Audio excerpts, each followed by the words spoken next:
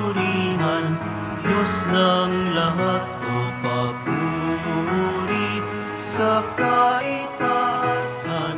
Siya'y papurihan ngayon at magpakailanman. Umawit ang daigdigan, lahat ng naroroon. Umawit ang sangkatauhan, purihin ang Panginoon.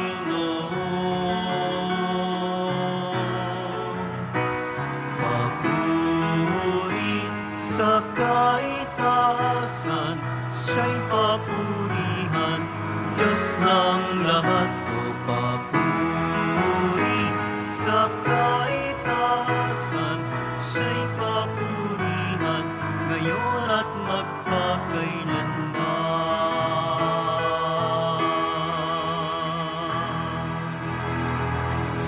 Sa ngalan ng Ama at ng Anak at ng Espiritu Santo. Amen. Sumainyo ang Panginoon. At sumaiyo rin.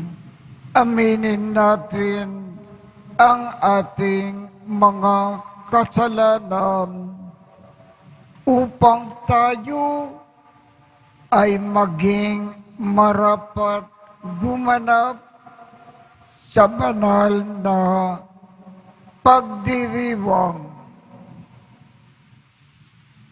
Panginoong Jesus, binigyan mo kami ng bagong buhay. Panginoon, kaawaan mo kami. Panginoon, kaawaan mo kami. Panginoong Jesus, pinapatawad mo ang aming mga kasalanan. Kristo, kaawaan mo kami. Kristo, kaawaan mo kami. Panginoong Jesus, binabahagi mo sa amin ang iyong katawan at dugo sa Eucharistia. Panginoon, kaawaan mo kami. Panginoon, kaawaan mo kami. Kaawaan tayo ng Diyos Amang makapangyarihan. Patawarin ang ating mga kasalanan at patnubayan tayo sa buhay na walang hanggan. Amen.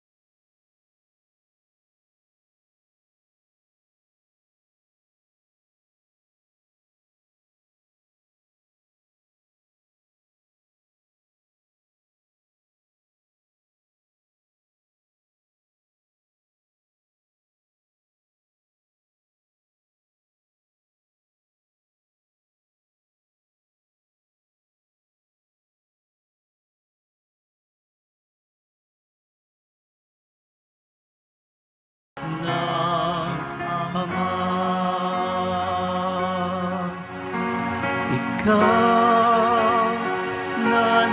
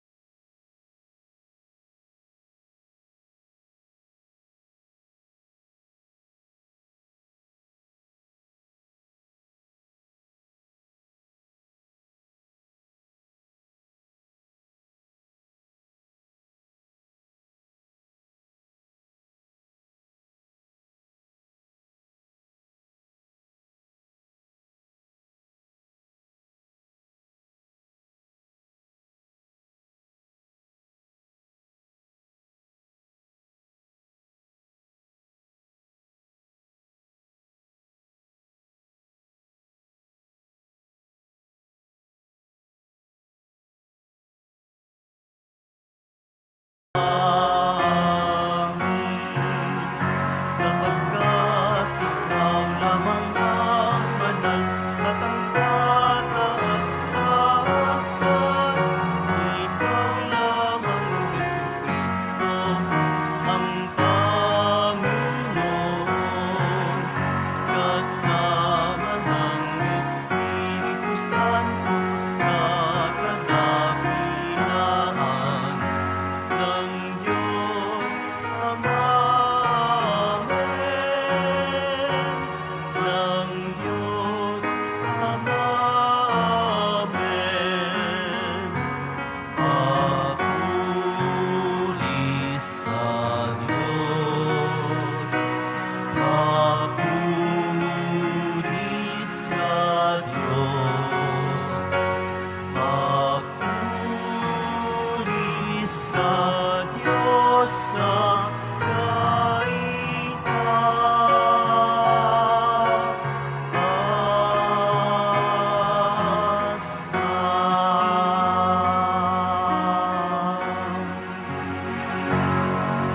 Manalangin tayo.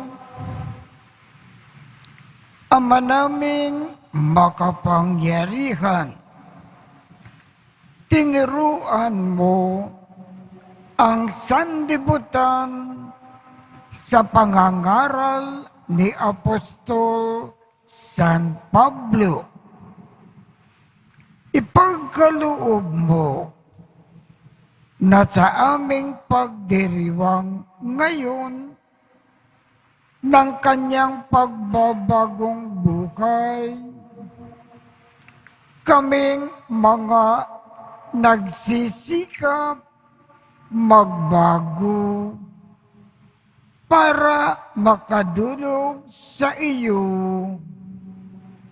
Sa tulong ng kanyang kalimbawa, ay maging mga saksi nawa ng iyong katotohanan na maaasahan sa daigdig na ito sa pamamagitan ni Jesucristo kasama ng Espiritu Santo magpasawalang hanggan. Amen.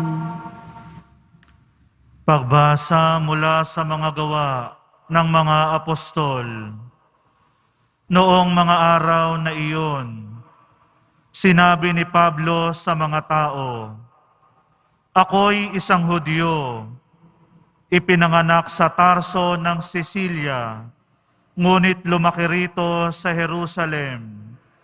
Nag-aral ako kay Gamaliel at buong higpit na tinuruan sa kautusan ng ating mga ninuno.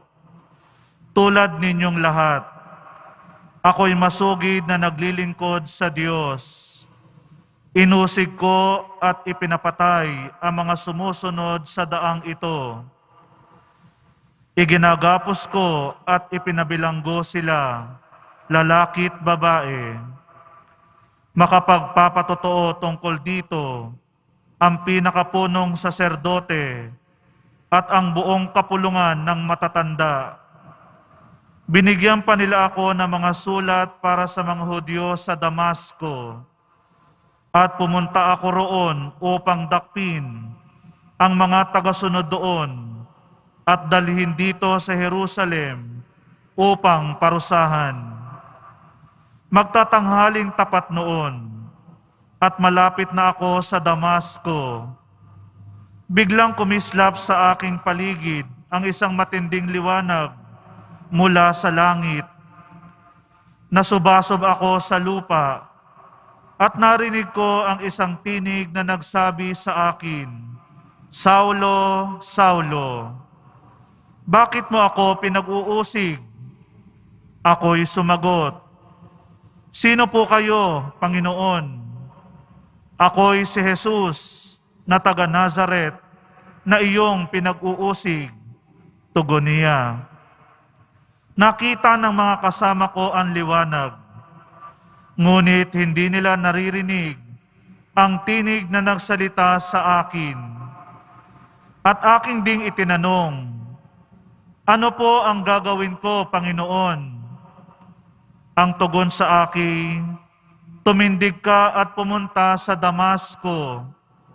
Sasabihin sa iyo roon ang lahat ng dapat mong gawin." Nabulag ako dahil sa kaningningan ng liwanag na iyon. Kaya't ako'y inakay na lamang ng mga kasama ko, papasok sa Damasco. May isang lalaki sa Damasco na ang pangalay Ananias.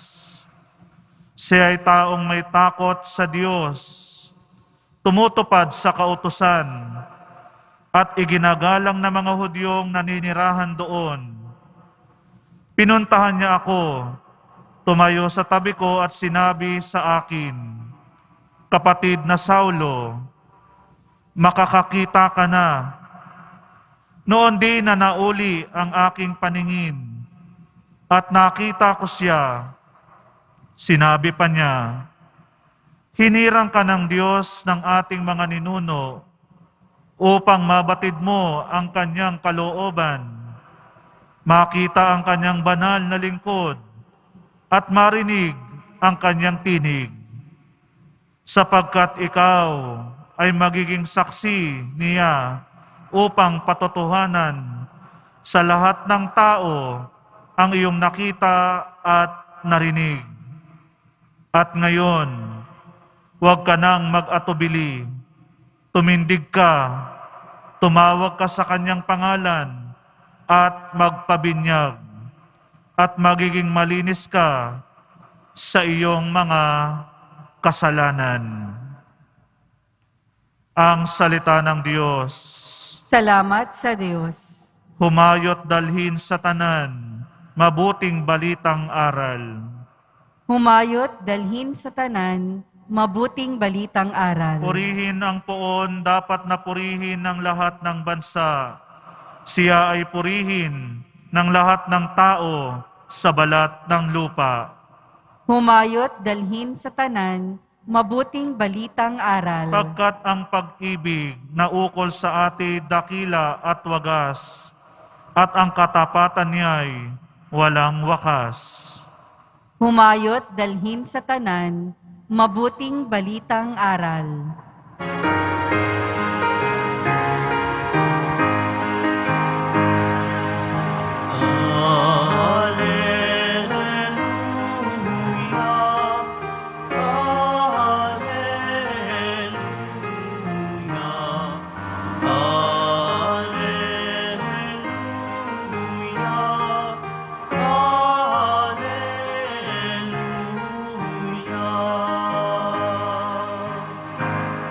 Hinirang tayo ni Kristo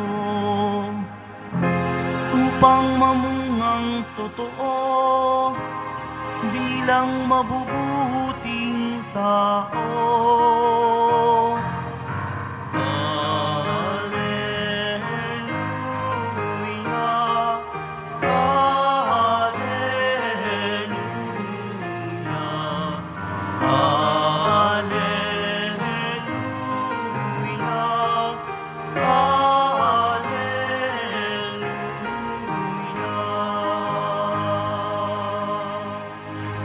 Sumainyo ang Panginoon.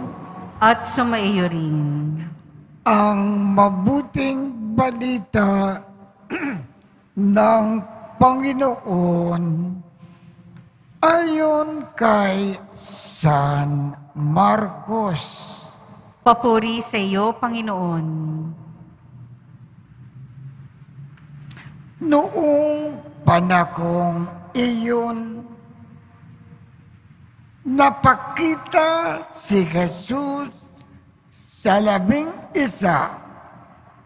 at sinabi sa kanila, "Humayo kayo sa buong sanlibutan at ipangaral ninyo sa lahat ang mabuting balita. Ang sumampalataya at magpabinyag ay maliligtas. Ngunit ang hindi sumampalataya ay parurusahan. Ang mga sumasampalataya ay magtataglay ng ganitong tanda ng kapangyarihan. Sa pangalan ko ay magpapalaya sila ng mga demonyo at magsasalita sa ibang wika. Sila ay hindi maaano dumampot man ng akas o uminom ng lason, at gagaling ang mga may sakit na mapatungan ng kanilang mga kamay. Ang mabuting balita ng Panginoon. Pinupuri ka namin, Panginoong Hesukristo. Sa ating ebanghelyo ngayong umaga, ang bawat isa sa atin, mga Kristiyano, mga Katoliko, ay inuutusan ng ating Panginoong Hesus na ipalaganap ang mabuting balita. Papaano natin ngayon ipapalaganap ang mabuting balita? Ang pinakaparaan, bawat saglit ng ating buhay dito sa lupa, sikapin natin mamuhay ng buhay ng isang tunay na Kristiyano. Lahat ng turo ng ating Panginoon, isabuhay natin sa ating buhay. Kung makikita ng mga tao ang ating good Christian life, bawat saglit, maaakit sila sa Panginoon. Aakukin nila sa kanilang sarili ang mabuting balita ng ating Panginoon.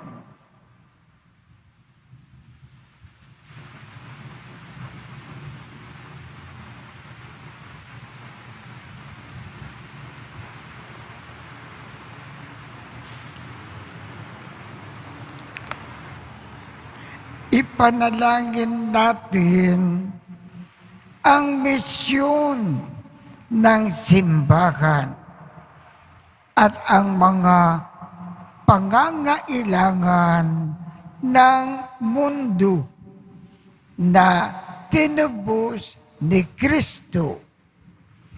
Ang ating tugon, maging mapagpala ka nawa sa iyong bayan, Panginoon. Maging mapagpala ka nawa sa iyong bayan, Panginoon.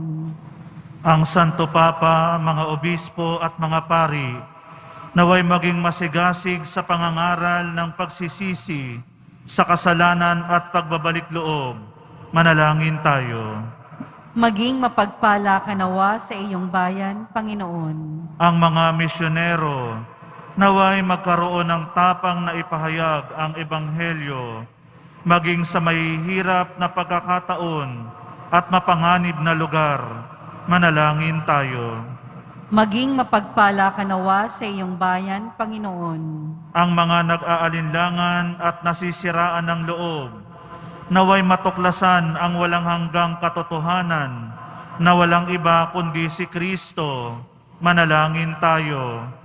Maging mapagpala ka nawa sa iyong bayan, Panginoon. Ang mga matatanda, nangungulila at may sakit, naway makatanggap sa kanilang paghihirap ng ginhawang dulot ng pag-ibig ng Diyos. Manalangin tayo. Maging mapagpala ka nawa sa iyong bayan, Panginoon. Ama ng aming manunubos, habang inuusal namin ang aming mga panalangin sa pamamagitan ni San Pablo, palalimin mo ang biyaya ng pagbabalik loob sa aming buhay. Hinihiling namin ito sa pamamagitan ni Kristo na aming Panginoon. Amen.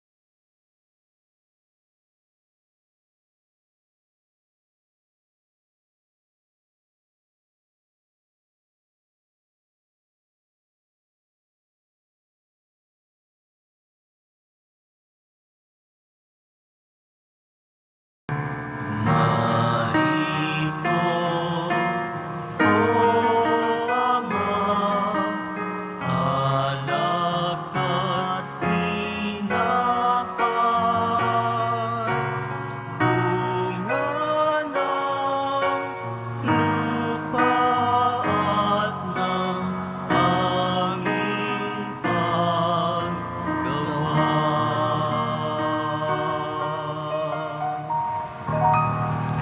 Manalangin kayo upang ang pag-aakin natin ay kalugdan ng Diyos Amang makapangyarihan.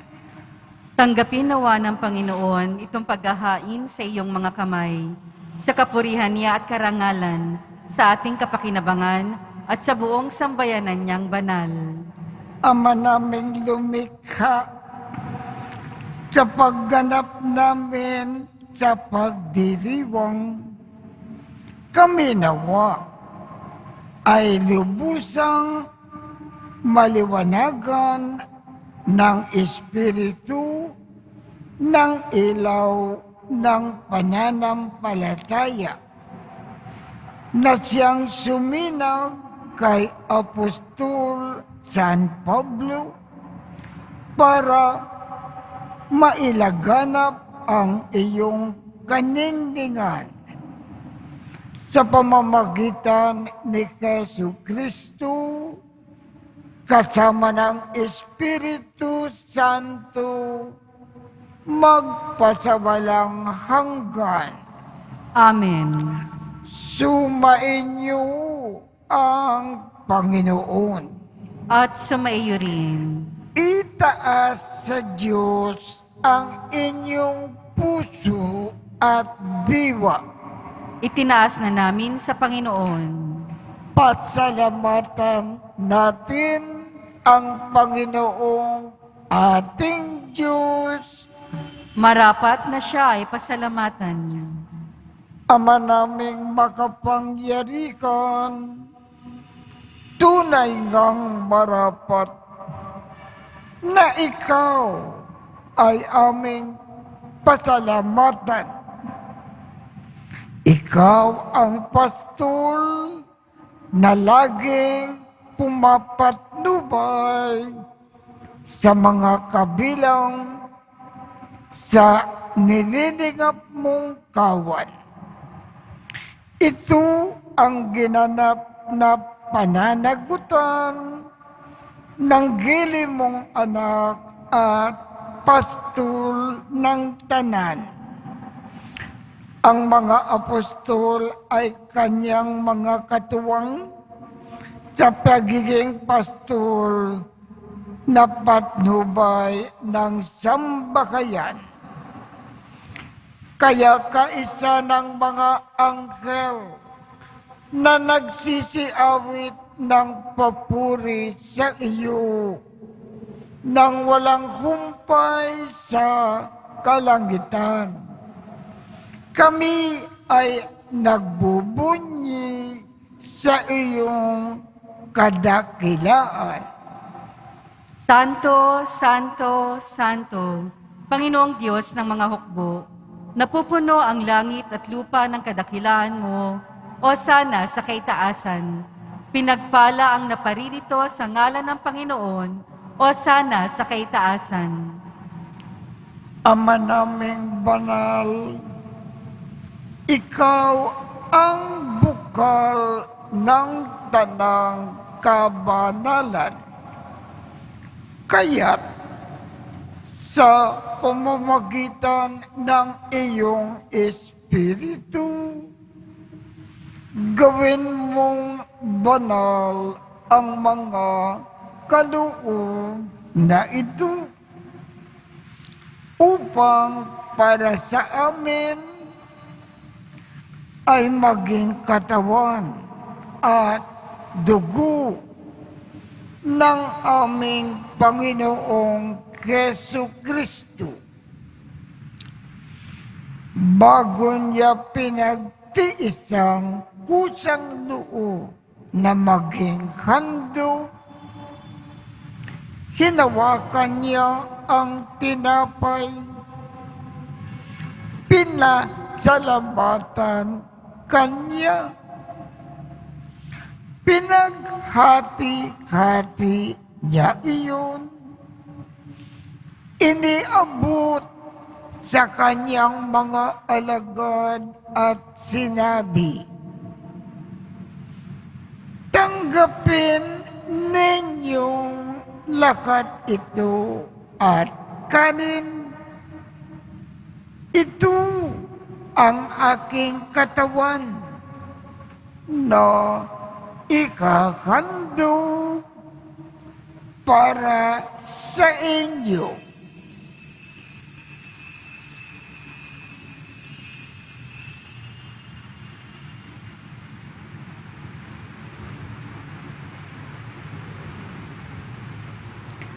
Gayon din naman, noong matapos ang hapunan, hinawakan niya ang kalis, muli kanyang pinasalamatan.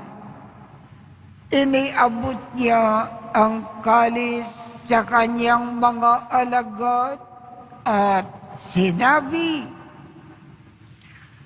"Tanggapin Tanggapin ninyong lakat ito at inumin. Ito ang kalis ng aking dugo, ng bago at walang hanggang tipan. Ang aking dugo na ibubuhos para sa inyo at para sa lahat sa ikapagpapatawad ng mga kasalanan. Gawin ninyo ito sa pag-aalaala sa akin.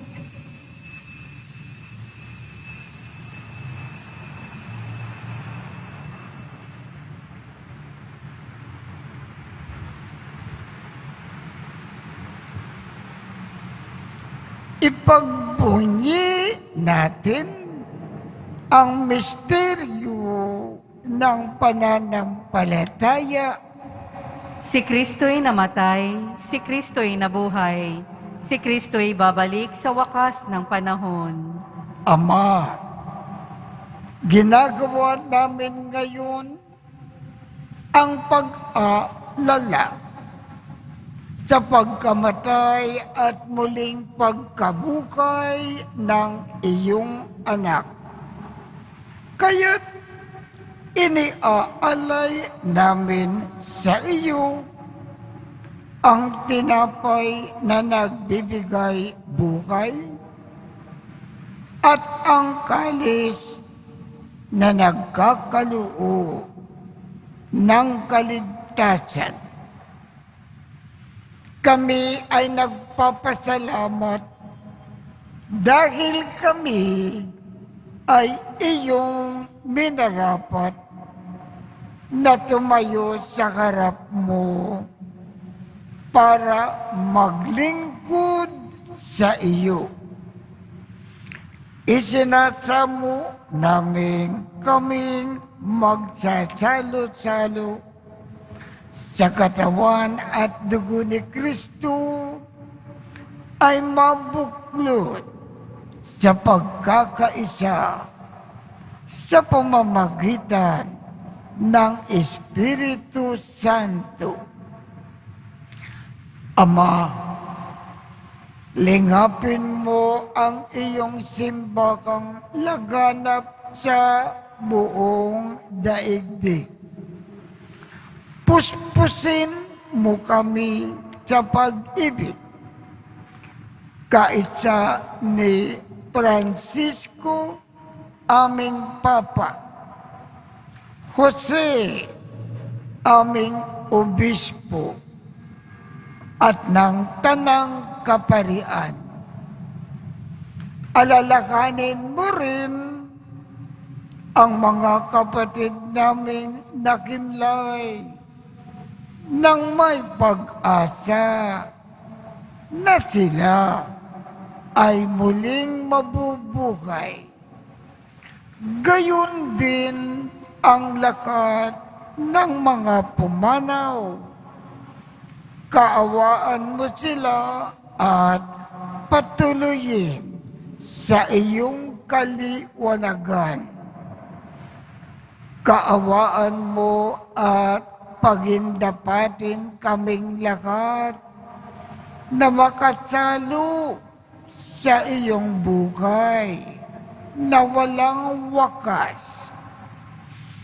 Kaisa ng mahal na Birhen Maria na ina ng Diyos, ng kabiyak ng puso niyang si San Jose, kaisa ng mga apostol, at ng lahat ng mga banal na namukay dito sa daigdig ng kalugod-lugod sa iyo, maipagdiwang nawa namin ang pagpupuri sa ikararangal mo sa pamamagitan ng iyong anak na aming Panginoong Kesu Kristo, sa pamamagitan ni Kristo, kasama niya at sa Kanya, ang lahat ng parangal at papuri ay sa iyo, Diyos Amang makapangyarihan, kasama ng Espiritu Santo, magpasawalang hanggan. Amen.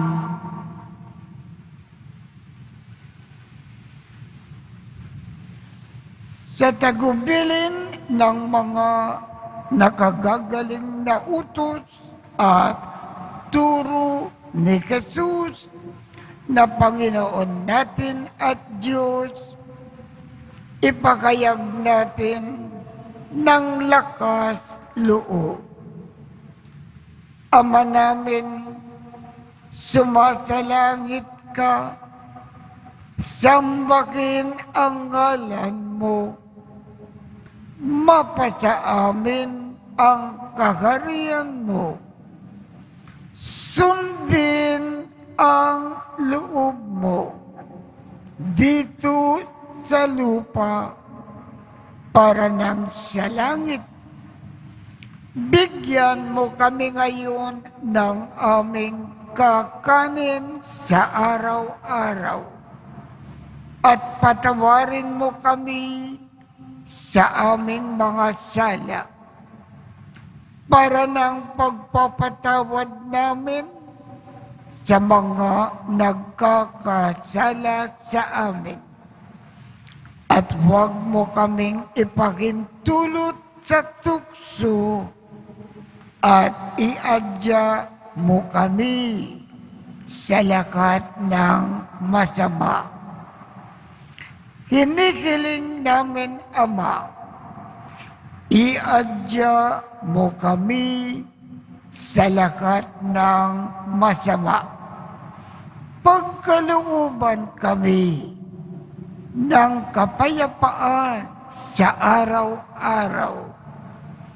Iligtas sa kasalanan at ilayo sa lahat ng kapakamakan, samantalang aming pinananabikan ang dakilang araw ng pagpapakayag ng tagapagligtas naming si Jesu Kristo.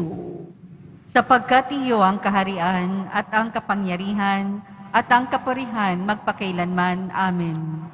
Panginoong Jesu Kristo, sinabi mo sa iyong mga apostol, kapayapaan ang iniiwan ko sa inyo, ang aking kapayapaan ang ibinibigay ko sa inyo. Tungkayan mo ang aming pananampalataya at huwag ang aming mga pagkakasala. Pagkalooban mo kami ng kapayapaan at pagkakaisa ayon sa iyong kalooban, kasama ng Espiritu Santo, magpasawalang hanggan. Amen. Ang kapayapaan ng Panginoon ay laging sumainyo. At sumaiyo rin. Magbigayan tayo ng kapayapaan sa isa't isa.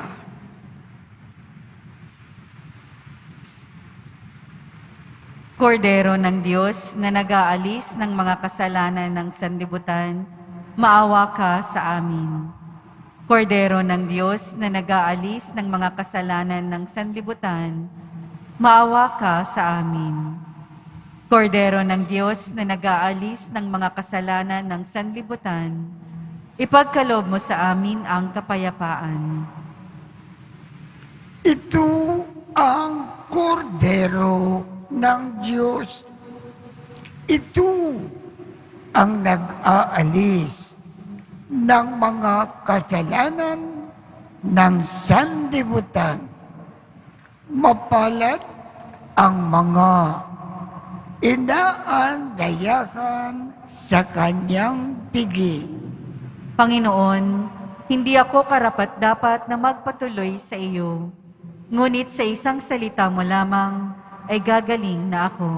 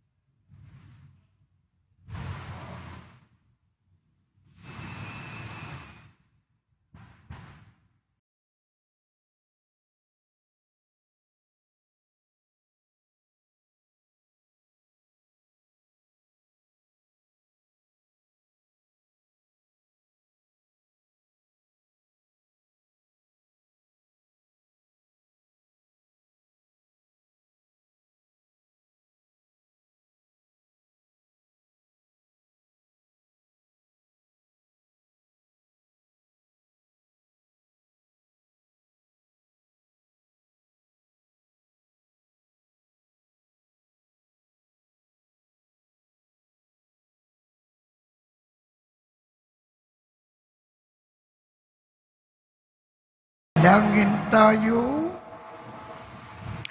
Ama naming mapagmahal. Ang pinagsalukan namin na banal na pakikinabang ay siya nawang magpaalag sa ningas ng pagmamahal na lubhang dumarang kay Apostol San Pablo para sa kanyang mapagmalasakitan ang lakat ng mga pagtitipon ng iyong sambayanan. Sa pamamagitan ni Jesu Kristo, kasama ng Espiritu Santo, magpasawalang hanggan. Amen. Mga kapatid, ating ipanalangin kasama ng buong simbahan na magkaisa bilang magkakapatid ang bawat tagasunod ni Kristo. Amang nasa langit, bukal ng buhay. Kami ay dumudulog sa iyo, napawiin sa pamamagitan ng tubig ng buhay, ang pagkauhaw ng iyong simbahan sa pagkakaisa ng bawat tagasunod ni Kristo. Mapuno nawa ang aming mga puso ng biyaya na pag-ibig na mula sa iyong anak.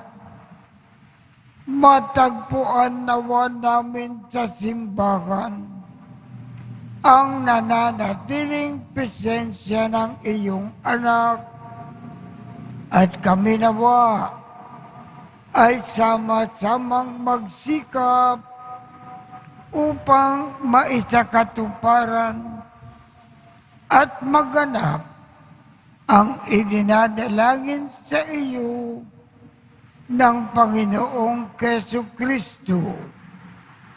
Ama, maging isa nawa silang lahat. Gabayan nawa ng banal na Espiritu sa aming pagtakak sa landas ng ganap na pagkakaisa at pagmamahalan bilang magkapatid kay Kristo.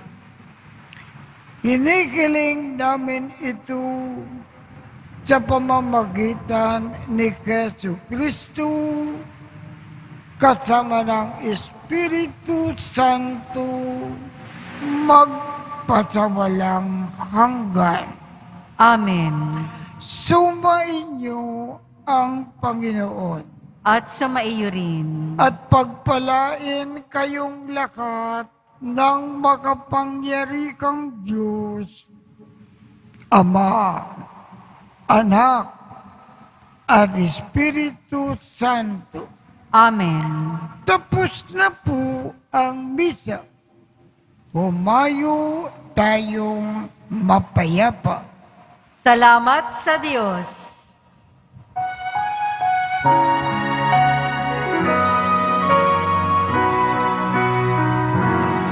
Nuestro Padre Jesús Nazareno, sinasamba ka namin. Pinipinto mo ka namin. Mahal mo ang aming buhay at kaligtasan. Nuestro Padre Jesus Nazareno, iligtas mo kami sa kasalanan.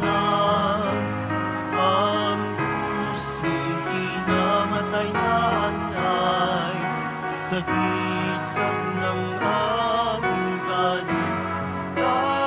kaligtasan. Nuestro Padre Jesus Nazareno,